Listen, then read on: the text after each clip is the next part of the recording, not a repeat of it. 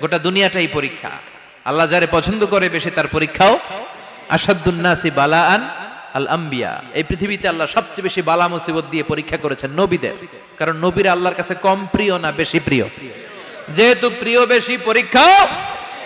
এজন্য মুমিনের উপর যদি পরীক্ষা আসে, মুমিনের উপর যদি অত্যাচার আসে, মুমিনের উপর যদি ধৈর্যের পরীক্ষা আসে, জেল জরিমানা আসে, মুমিন ওইটারে ভয় পায় না। মুমিন ভয় পায় একজনকে, চিল্লায় বলেন তিনি কে?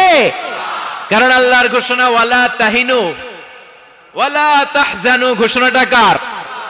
ভয় নাই, তোদের চিন্তা নাই।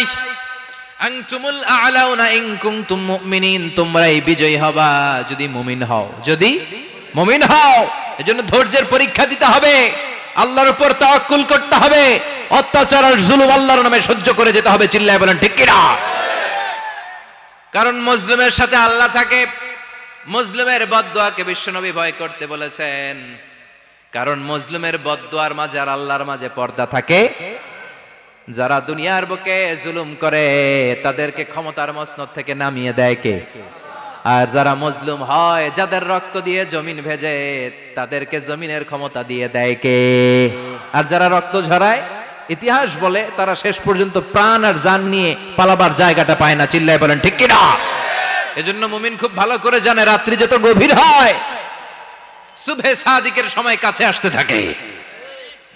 গর্ভবতী নারীর পেটের জ্বালা যন্ত্রণা, ব্যথার পেইন যত বাড়ে, নতুন মেহমান আগমনের সময় কাছে আসতে থাকে। তেমনি ইসলামের পক্ষের শক্তির উপর যদি অত্যাচার, অনাচার, স্টিম রোলার বেড়ে যায়, এটা প্রমাণ করে ইসলামের বিজয়ের সময় কাছে আসতে শুরু করেছে। চিল্লায় বলো ঠিক কি না? এজন্য রাব্বুল আলামিন ডেকে বলেন, গোলাম লিয়াবলুয়াকুম আইয়ুকুম আহসানু আমালা, কে ভালো আমল করো, কে খারাপ আমল করো, এজন্য আমি জীবন মরণ তৈরি করেছি। চিল্লায় কোন ঠিক কি না? এরপর আল্লাহ বললেন, ওয়ালাকাদ যায়্যানাস সামাআদ দুনিয়া বিমাসাবিহা ওয়া জাআলনাহা রুজুমান লিশ-শায়াতিন। সুবহানাল্লাহ বলেন। ওয়ালাকাদ যায়্যানাস সামাআদ দুনিয়া। মাইকম্যান কোথায়? সাউন্ডটা বাড়াও। এত দুর্বল কেন তোমার সাউন্ড? মনে হচ্ছে আমি মাইক ছাড়া কথা বলছি। সাউন্ডটাকে স্ট্রং করো। ওয়ালাকাদ যায়্যানাস সামাআদ দুনিয়া, I have beautified the closer sky with candles, with light and stars. আল্লাহ বললেন, আমি দুনিয়ার আকাশকে তারা দিয়ে সুশোভিত করেছি। আকাশে তারা আছে না নাই? এগুলো এমনি এমনি হয়েছে না? তৈরি করছে কে? বিশ্বাস হয়? কোনো সন্দেহ আছে? এখন তো লাইটিং ফাইটিং এর যুগে তারার যে কি সৌন্দর্য আমরা বুঝি না। আমরা যখন ছোটবেলা গ্রামে যেতাম, রাতের বেলা তারার মেলা, কি সুন্দর, একটার চেয়ে একটা সুন্দর। শুকতারা, ধ্রুব তারা, সপ্তর্ষি মণ্ডল, 7টা তারার একটা চেইন আছে, চিনেন এগুলো? কি সুন্দর তারা! এগুলো তৈরি করে রেখেছে কে? প্রথম আকাশের মহাশূন্যকে আল্লাহ এই তারকা দিয়ে বিউটিফাই করেছেন। ইটস এ ক্যান্ডেল, আল্লাহ সাজিয়ে রেখেছেন। আমরা খালি চোখে যেটা দেখি, এটা কিন্তু আকাশ না, এটা প্রথম আকাশ নয়। প্রথম আকাশ যে কত দূরে আমেরিকার নাসার বিজ্ঞানীরাও জানে না। খালি চোখে আমরা যা দেখি, এটা প্রথম আকাশের মহাশূন্য। এর অনেক অনেক অনেক উপরে প্রথম আকাশ। এরপরে দ্বিতীয় আকাশের মহাশূন্যের স্তর শুরু, এরপরে দ্বিতীয় আকাশ, তারপরে তৃতীয় আকাশের মহাশূন্যের স্তর শুরু, তারপরে তৃতীয় আকাশ। একটার চেয়ে আরেকটা বড়। প্রথম আকাশের চেয়ে দ্বিতীয় আকাশ কত বড় বলি, আপনার হাতের আংটিটা যদি সাহারা মরুভূমিতে আপনি ছুঁড়ে ফেলে দেন, পুরো মরুভূমির তুলনায় আংটি যত ছোট, আল্লাহর দ্বিতীয় আসমানের তুলনায় আল্লাহর প্রথম আসমানটা ঠিক তত ছোট। একটার চেয়ে একটা বড়, একটার চেয়ে একটা বড়। সূর্য দেখে আমরা অবাক হয়ে যাই, 9,30,00,000 মাইল দূরে। এই পৃথিবীর চেয়ে 13 লক্ষ গুণ বড়। এটার সানশাইন, আলো আসতে পৃথিবীতে 8 মিনিট 18 সেকেন্ড লেগে যায়। আমরা মনে করছি সূর্যই বড়। আমরা বসে আছি মাইথার দিয়াতে, তাই না? এই জায়গাটার নাম কি? মাইথার দিয়া। কি খালি এতটুকু প্যান্ডেলের সমান? কত বড় মাইথার দিয়া! এই পুরো মাইথার দিয়া কোন থানায় পড়ছে? দাউদকান্দি। দাউদকান্দি হচ্ছে কুমিল্লার 16টা থানার একটা, ঠিক কিনা? 16 থানা মিলে কুমিল্লার একটা জেলা। এরকম কয়টা জেলা আছে? 64 জেলা। এই 64 জেলা মিলে আমাদের সুজলা সুফলা শস্য শ্যামলা ডিজিটাল বাংলাদেশ। কথা কন। আর বাংলাদেশ হচ্ছে পৃথিবীর সবচাইতে বড় দেশ। হ্যাঁ, 64 জেলা, এরপরে ছোট। যাদের অ্যাটলাস ম্যাপ নিয়ে যাদের ধারণা আছে তারা দেখবেন বাংলাদেশ এই শব্দটা লেখার জায়গাও আমরা পাই না। মানচিত্রে বাংলাদেশ শব্দটা লেখার জায়গা পায় না। বিআরএ উঠে যায় ইন্ডিয়ার উপর, আর ডিএসএচ উঠে যায় আবার ইন্ডিয়ার উপর। মাঝখানের দুইটা অক্ষর বাংলাদেশের উপরে পড়ে। চিল্লায় বলেন ঠিক কিনা? কত ছোট দেশ, পাশের ইন্ডিয়া 20-25 গুণ বড়। ইউরোপ আমেরিকার অনেক দেশ আছে, আমেরিকায় বাংলাদেশের চেয়ে শতগুণ বড়, কানাডা কয়েকশো গুণ বড়, রাশিয়া কয়েকশো গুণ বড়। এরকম প্রায় 200 দেশ নিয়ে পৃথিবীর স্থলভাগ, আর 70% হচ্ছে শুধু পানি। এই সব মিলে আমাদের এই পৃথিবী। আর এত বড় পৃথিবীর চেয়েও নাকি সূর্য 13 লক্ষ গুণ বড়। তার মানে সূর্যই বড় না, সূর্যের চেয়ে অনেক বড় তারা আছে। সূর্যের পরে পৃথিবীর সবচেয়ে কাছের যে তারা বা স্টার, ওটার নাম হচ্ছে প্রক্সিমা সেন্ট্রাই। নাম কি? প্রক্সিমা সেন্ট্রাই। এরপরে আলফা সেন্ট্রাই এ, আলফা সেন্ট্রাই বি, ইটা ক্যারিনা, বেটেলজিউস, এরকম একটার পর একটা তারা। যেই সূর্য পৃথিবীর চেয়ে 13 লক্ষ গুণ বড়, বেটেলজিউস নামে একটা তারা আছে, ওটা সূর্যের চেয়ে 33 কোটি গুণ বড়। তার মানে কি বেটেলজিউসই সবচেয়ে বড় না? ছোট্ট একটা তারা। এই বেটেলজিউসরে খেয়ে ফেলাইতে পারে এরকম 1000 কোটি গুণ বড় সাইজের তারা আছে না নাই? এরকম কয়েক বিলিয়ন তারা নিয়ে আমাদের গ্যালাক্সি গঠিত। আমাদের গ্যালাক্সি, এটার নাম মিল্কি ওয়ে। এটার নাম কি? আমাদের গ্যালাক্সি। এই গ্যালাক্সিতে আমাদের অবস্থান। এরকম কত হাজার কোটি গ্যালাক্সি আছে আমেরিকার নাসার বিজ্ঞানীরাও জানে না। আমাদের গ্যালাক্সির সবচেয়ে কাছের যে গ্যালাক্সি, ওই গ্যালাক্সিটার নাম হচ্ছে অ্যান্ড্রোমেডা। কি নাম? অ্যান্ড্রোমেডা।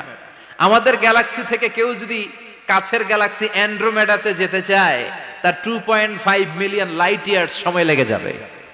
কথাটা কঠিন হয়ে গেছে, আমি ভেঙে বলি, তারপরে সুবহানাল্লাহ কইবেন। আমাদের গ্যালাক্সির নাম মিল্কি ওয়ে। মিল্কি ওয়ে থেকে যদি কেউ অ্যান্ড্রোমেডাতে যেতে যায়, কত সময় লাগবে? 2.5 million light year. Light year মানে আলোকবর্ষ।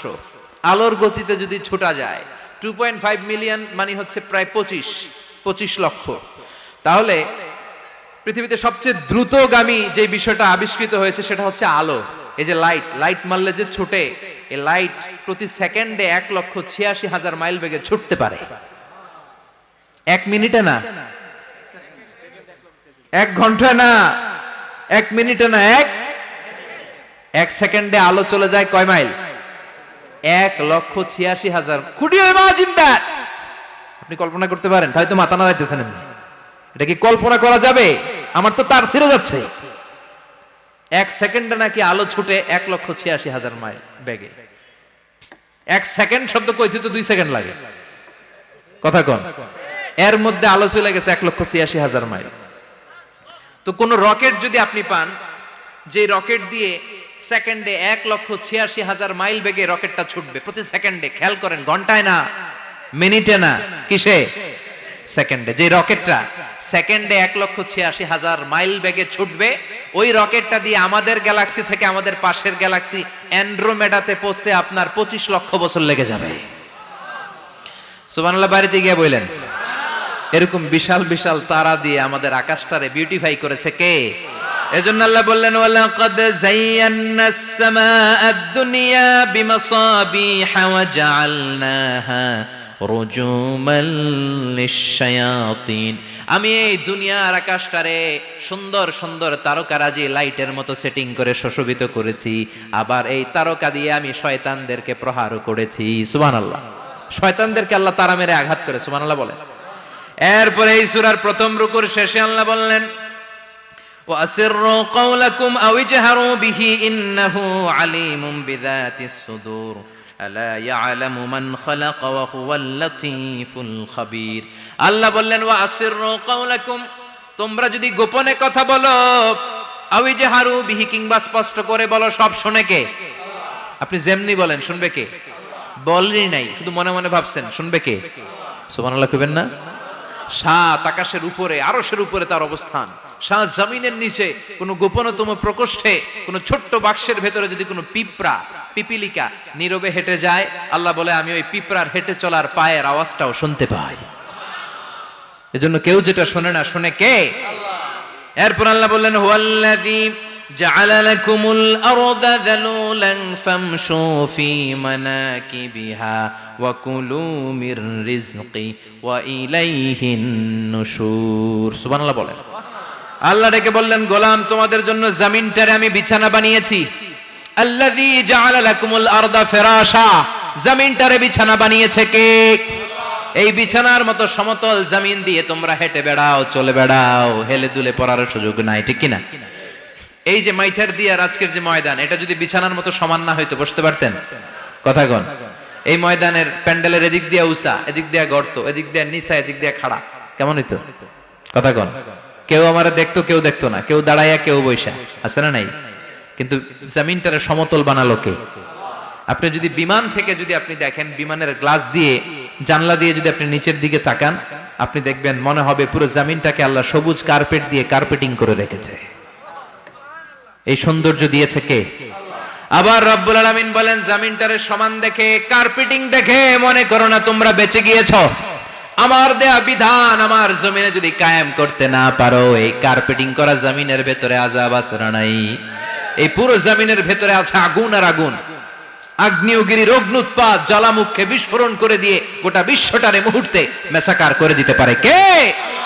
এজন্য আল্লাহ ডেকে বললেন, গোলাম আমিনতুম মান ফিস সামাই আন ইয়াখসিফা বিকুমুল আরদা ফাইযা হিয়া তামুর, তোমরা কি ভেবেছো নাকি বেঁচে যাবা? আমি চাইলেই পুরো জমিনটারে কাঁপিয়ে দিতে পারি। আইয়াখসিফা বিকুমুল আরদ, খাসাফ মানে ল্যান্ডস্লাইড। খাসাফ মানে কি? ল্যান্ডস্লাইড, ভূমিধস, ভূকম্পন, আর্থকোয়েক, আছে না নাই? বাংলাদেশে তো ভূমিকম্প হয় না, না? টের পাইছেন? মাঝে মাঝে মাঝরাতে হয় না? 3টার দিকে নিজেই দৌড় দিব না বাচ্চারা লইয়া দৌড় দিব, লুঙ্গি পইরা দৌড় দিব না লুঙ্গি ছাড়া দৌড়াম, কথা কম। এই ভূমিকম্প আছে না নাই? আল্লাহ বলে, মনে করো না জমিনটা সমতল, কার্পেটিং করে দিয়েছি, এই কার্পেটিং এর ভিতরেও আগুনের দলা আছে না নাই? আবার আল্লাহ বললেন, আমিনতুম মান ফিস সামাই আন ইউরসিলা আলাইকুম হাসিবা, নিচে যেমনি কার্পেটিং করা জমিনের ভেতরে অগ্নুৎপাত রেখে দিয়েছি, মাথার উপর থেকে আযাব দেওয়ার সুযোগ আছে না নাই? চাইলে আল্লাহ অগ্নি বৃষ্টি দিতে পারে, আগুন বৃষ্টি দিতে পারে, ঠান্ডার বজ্রপাত দিতে পারে। আপনারা লূত আলাইহিস সালামের কওমের নাম শুনেছেন? তারা হোমোসেক্সুয়ালিটি, সমকামিতা করত, ফলে আল্লাহ তাআলা বিশাল এক চিৎকার মেরে সাইয়েদনা জিবরাইলের মাধ্যমে পুরো জমিনটারে শেষ করে দিলেন। ফাজআলনা আলিয়াহা সাফিলাহা ওয়া আমতারনা আলাইহিম হিজারাতাম মিন সিজিল, তাদের অপকর্মের কারণে জর্ডানের ওই এলাকাটাকে আল্লাহ বললেন, জিবরাইল এলাকাটারে হাতে তুলে নে, আকাশের উপরে তুলে পুরো এলাকা সহ মানুষ সহ জমিনের মধ্যে গেড়ে দে। জমিনের নিচের মাটি উপরে নিয়ে গেল কে? উপরের মাটি নিচে নিয়ে গেল কে? পুরো জায়গাটা এখন ডেড সি হয়ে গেছে। কি সি? ডেড সি নাম শোনেন নাই বোধহয়? আজকে শুনে রাখেন, এটারে বলে মৃত সাগর।